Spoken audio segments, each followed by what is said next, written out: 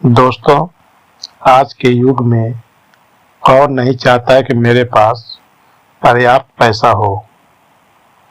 कम से कम इतना पैसा तो होनी चाहिए कि मैं या हम लोग अपनी ज़रूरत के अनुसार उसको खर्च कर सके। आवश्यकता के अनुसार हम कोई काम कर सके, बड़ा काम हो चाहे छोटा काम हो, सबके लिए पैसे की बहुत आवश्यकता पड़ती है, जैसा कि आप लोग जानते हैं।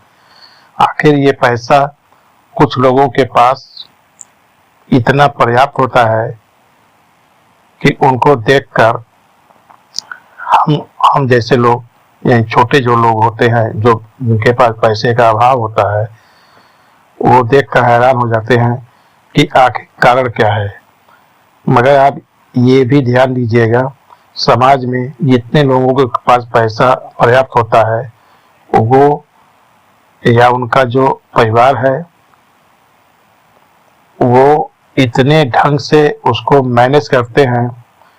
और खासकर अगर उनका घर आप देखिए तो वास्तु दोष के अनुसार, यानी वास्तु के अनुसार ही बनाने का प्रयास करते हैं। मगर हम लोग ऐसा नहीं करते हैं, क्योंकि हमारे यहाँ इतना पैसा भी नहीं है कि हम वास्तु के अनुसार अपना घर बना सके। तो ऐसे में हम कर क्या सकते हैं? तो आज मैं अपने वीडियो में आपको कुछ ऐसे उपाय बताने जा रहे हैं जिसको करने से आपके घर में भी ढेर सारा पैसा आ सकता है। कुछ बातों को आपको ध्यान देना पड़ेगा, जैसे कि अगर आपके घर में पैसे की बरकत नहीं हो पा रही है, तो आप एक काम करिए, कुछ चीज़ों को आप अपने घर में ढंग से रखना शुरू कर दीजिए। भगवान चाहेंगे तो आपके पास भी पैसा आना शुरू हो जाएगा। जैसे कुबेर का नाम आपने सुना होगा, जिनको धन का देवता कहते हैं। कुबेर की मूर्ति को आप अपने निवास स्थान में उत्तर पूर्व दिशा में एक साफ जगह पूजा करने के लिए चुन लीजिए और वहीं पर उनका मूर्ति रख दीजिए। उस जगह को गोमूत्र या गंगा जल से स्वच्छ कर लीजिए। फिर एक साफ लकड़ी का पाटा उस स्थान पर रख लीजिए। एक चमेली के तेल की शीशी, 50 सफेद मोमबत्ती और 50 हरी मोमबत्ती और एक माचिस लाकर रख लीजिए। ऐसा आप अपने पूजा स्थान पर रख सकते हैं। अगर ये सब संभव नहीं है तो आप ऐसा कुछ भी मत करिए, केवल अपने घर में कुबेर का मूर्ति लाकर रख दीजिए और यथा संभव हो सके तो उनकी पूजा करिए। इससे वास्तु अगर दोष आपके घर में होगा भी तो वो अपने आप खत्म हो जाएगा। दूसरी बात, आप इतना समझ लीजिए कि अगर आप थोड़ा सा भी विश्वास करते हैं पूजा पाठ में, तो लक्ष्मी जी को हमेशा उनकी मूर्ति अपने पास रखनी चाहिए या घर में रखनी चाहिए। क्योंकि लक्ष्मी जी, जैसा कि आप जानते हैं कि इनको ही धन का माना जाता है। धन के जिनके पास अभाव रहता है, वो लक्ष्मी जी का ही आराधना करते हैं, जैसा कि आप लोग जानते हैं।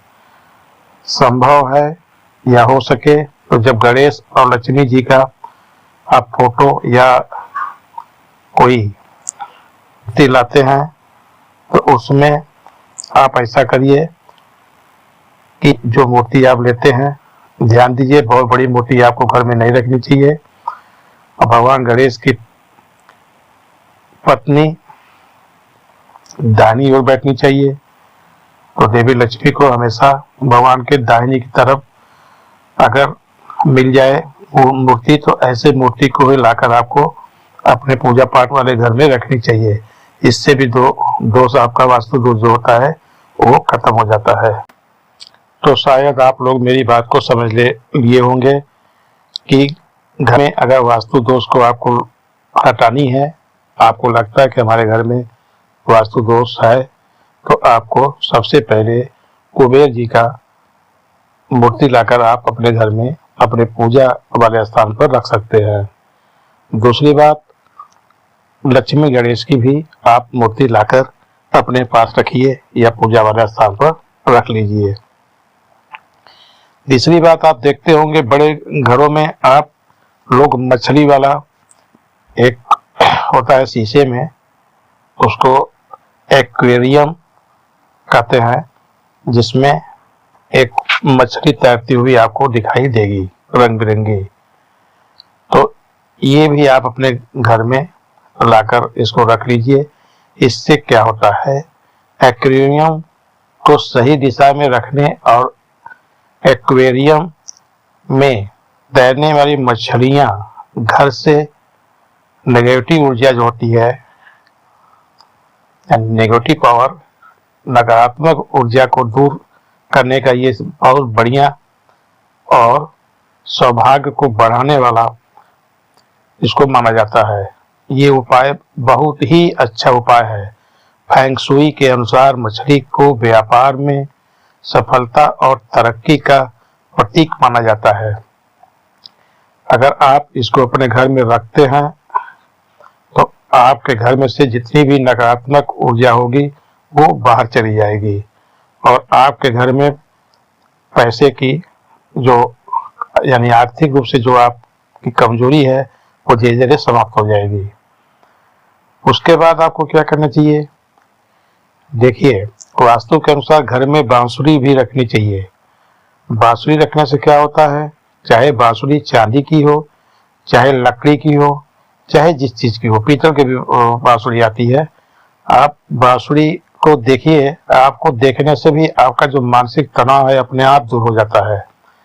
तो पहली बात। दूसरी बात की बांसुरी रखने से पति पत्नी के बीच जो दरार होती है वो खत्म हो जाता है। आप यदि आप अपने घर के मुख्य द्वार पर बांसुरी लटका कर रखें तो घर में सुख समृद्धि आने के साथ साथ आर्थिक परिस्थितियां भी आपकी ठीक हो जाएगी। तो आप ऐसा भी कर सकते हैं। ऐसा हमारे वेद पुराणों में लिखा हुआ है।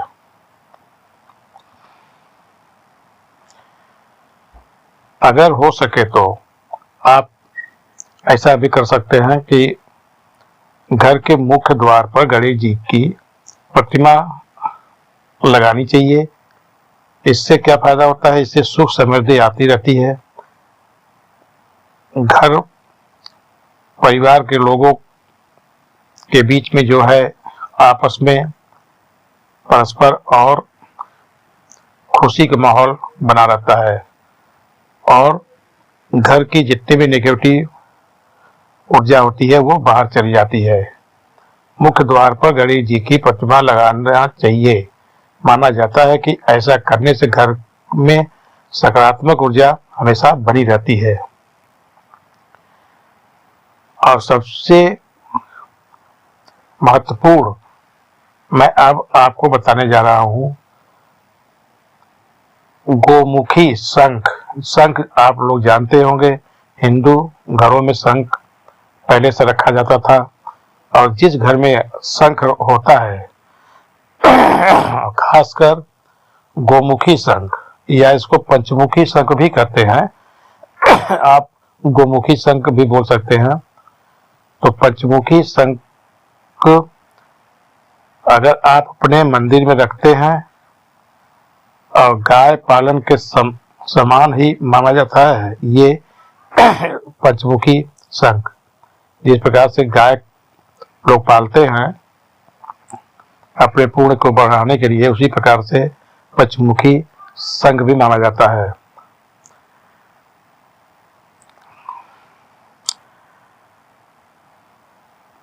शंख को किसी मंदिर या पूजा कक्ष में रखने से आपको सुख और सौभाग्य की इतनी ज्यादा प्राप्त होगी कि आप खुद देखकर अचंभित हो जाएंगे कि हमारे घर में एकाएक ऐसी परिस्थिति कैसे बन गई कि हमारी आर्थिक जो कमजोरी थी वो धीरे धीरे सही हो रही है। तो आप ऐसा भी कर सकते हैं, करके देखिए, करने में ज्यादा क्या है।